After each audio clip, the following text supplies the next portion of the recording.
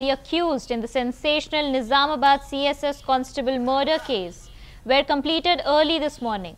Following a midnight post-mortem, doctors handed over the body to his family, who performed the funeral rituals at dawn.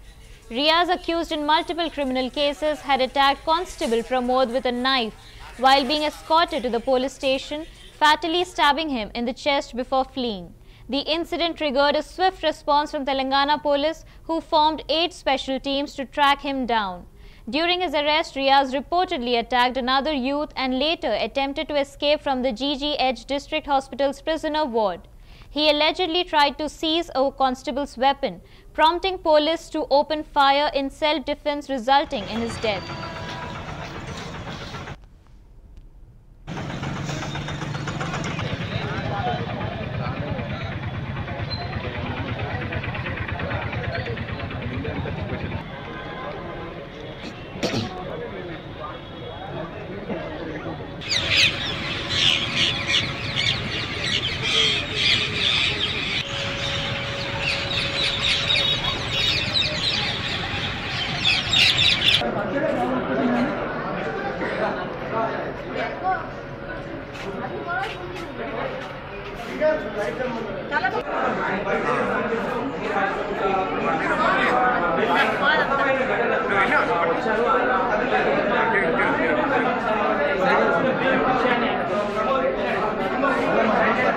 జరగలాట జరిగింది constable పైన కత్తితో దాడి చేసి అయిపోయింది.